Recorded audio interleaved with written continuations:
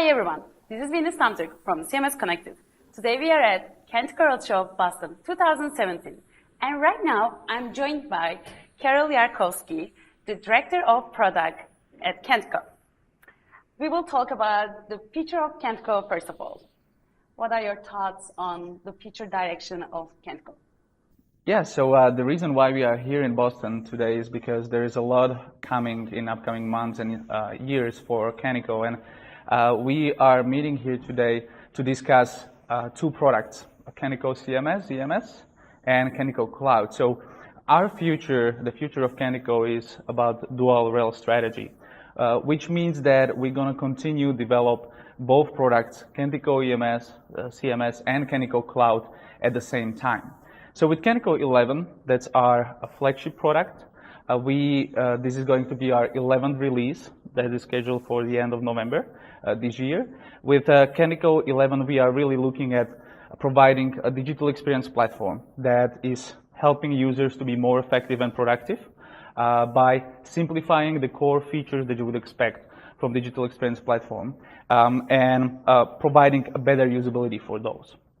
So for years now, we've been really trying to improve the experience of users that are buying into enterprise level digital experience platform, because we, in so many cases, we work with the customers that are simply overwhelmed with overly complex tools, with the tools that they heavily invested into, and they failed to extract the value from the platform. So really with the Kentico CMS, EMS, that's what we're trying to do. We will continue doing.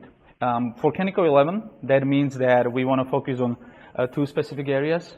We want to focus on email marketing area and e-commerce. So for the e-commerce, we want to do provide focus on B2C e-commerce stores for small and medium segment of the market. And then on the other hand, we want to provide an integration with the commerce first platform and take that integration together to the market to fill in the gap that we see in the market in the medium to enterprise business and B2C and B2B segment. That's exciting because with Kentico 10 we saw so many features about marketing. So with Kentico 11 we will be seeing more of them, and plus e-commerce features are coming around. Absolutely, absolutely. It's kind of two areas that we want to focus on heavily. Of course, on top of that, there is much more coming than that, but these are the main things. So I was talking about the dual rail strategy. So the Kentico CMS, EMS, and Kentico 11 is one side of that. On the other hand, we would like to stay on forefront of the content management industry, and we really believe that we are at the beginning of a major shift in the way how content management is done. So what we launched at the end of November last year is a new product called Kentico Cloud, and what the Kentico Cloud is, what the vision for the Kentico Cloud is, it's a cloud-first digital experience platform, and what really is so special about that is that it's a cloud-first. So first of all, is a true multi-tenant cloud digital experience platform that is provided exactly native, that is provided as a software as a service. So you get that subscription-based licensing model that allows you to only pay for what you use. And I said that it's. I would also say that it's content-first digital experience platform, which means that really it allows you to put a focus on the content instead of presentation of the content, because we're really talking about digital experience platform that provides headless capabilities, headless services, and it's also a technology agnostic, which means that you are not locked down to specific technology like a .NET anymore, but instead you can use any other framework or development framework that you want to use with it.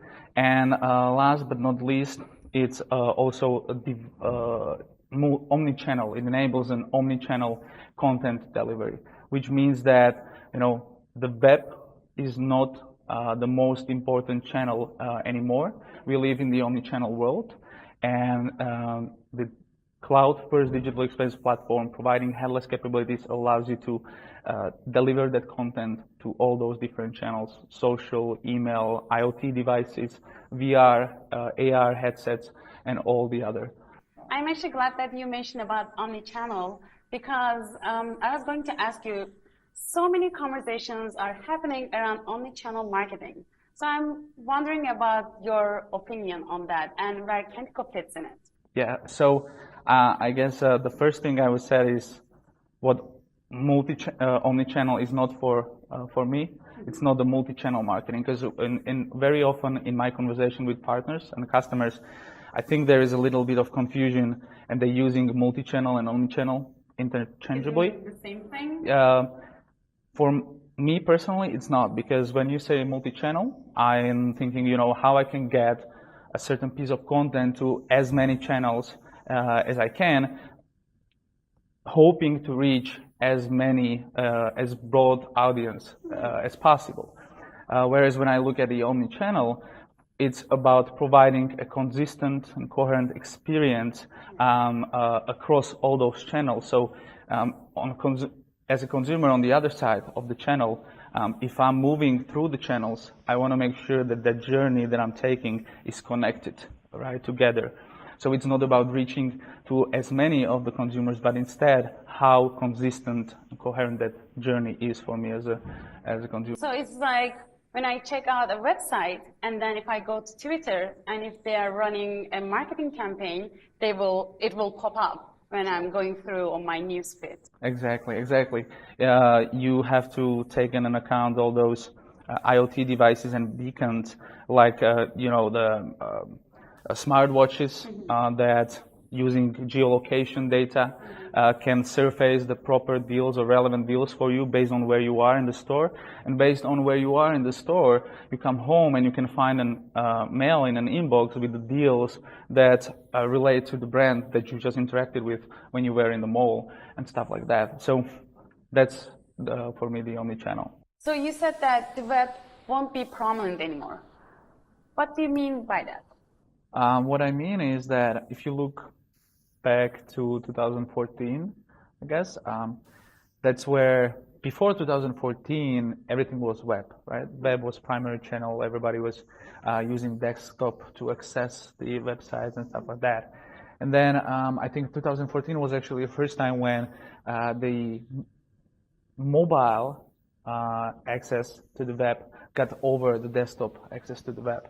So we moved from the old regular web to a mobile web. But because it's mobile, and obviously you start moving away from the web as the channel more towards the mobile apps as a channel. So what I think, and that was 2 years ago, today you have all those different channels, namely VR and AR and different types of IoT devices, and the smart devices in the cars, in appliances.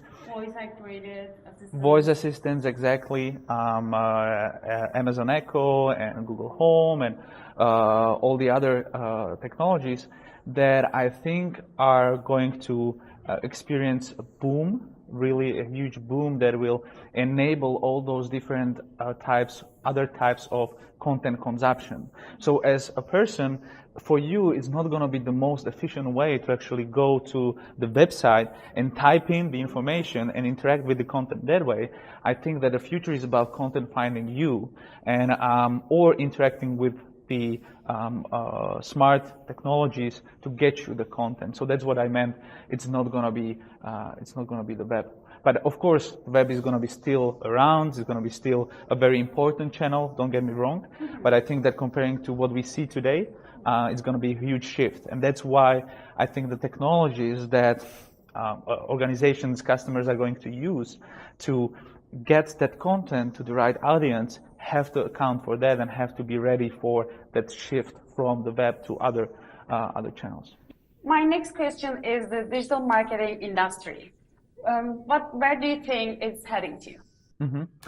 That's a really good question. I think as many people you ask, they may have probably a different take on the future of digital marketing industry. I'm the product guy and technology person, so I really tend to look at the future and the vision for a particular industry through the technology.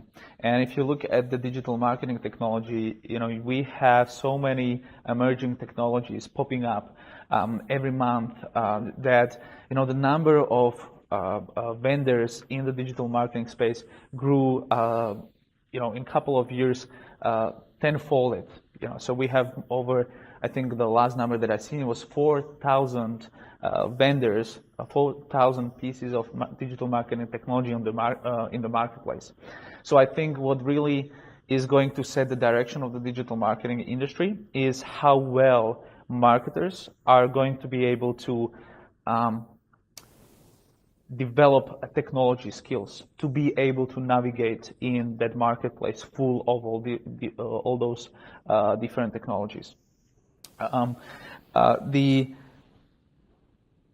There are certain technologies that I think are going to be more prevalent than others, and again, it's going back to what we discussed with the Omnichannel, smart technologies, AI technologies. I think are going to be a huge thing and going to have a lot of impact on digital marketing industry. And when I say smart technologies, I'm talking about different uses of smart technologies on either content production or content personalization.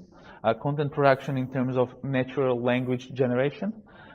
Actually, if you look at predictions, you look through some analyst reports and stuff like that, there is really, it seems there is a big case for the natural language generation as the mean how to use machines to better optimize the content for a specific audience to get increased ROI, of that content. Of course, we're not going to have machines writing poetries, even though there are machines that can actually do that. But there's very good use case for the machines to generate weather reports and sport reports and news reports and stuff like that. So I think based on the information that is available about the audience, target audience, those machines can generate many variants of the content, and those variants then can be used in the personalization to target a specific part of the audience. So digital marketers are not only creative part, but also they have to need a good understanding of the technical part as well. Absolutely, absolutely. Perfect. So my last question is, I have heard very interesting project going on between your solution partners. I heard that they are collaborating to kind of go after bigger players, so like big accounts. So could you please tell us a little bit about that? So again, I told you that I'm looking at things through technology. So what I was always fascinated with, because this is not something that is new thing for the Kentico partner community. We've been seeing this for some time now, where you have those digital agencies that have anywhere between 5, 10, 15, 20 people, maybe a little bit more, but those are not really large agencies with 150, 200 people. So they rather tend to grow an expertise in a certain area of the services. So, one agency might be a really great integrator. Another agency may have maybe really strong in creative. Another agency may have excellent strategic team and stuff like that. So what we're seeing is that those agencies come together to join the force and then try to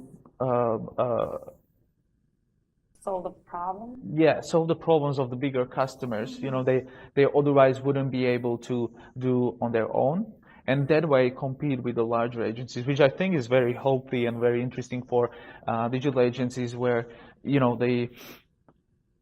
there is so many great agencies out there that just simply aren't big enough to grow all the expertise, all the skill set internally. So this is a great, I think this is a great attribute of the Kentico partner community, and I'm very excited about it, honestly. Yeah, I really like the idea. Before you, I also talked with Jim Panikas about that, and he put this in a way that is a best of breed of all the agencies. So I'm so impressed by the idea, and I'm really curious about how it will play out. So I'm really willing to do another follow-up when you guys are kind of developing everything with those ideas, around those ideas. That would be great. Excellent. Well, that's all I have for you. Thank you so much for joining us and spending time to chat with us. Absolutely, my pleasure. Thank you. This was Karol Jarkovsky and Venus Tamtürk. Thank you so much for watching.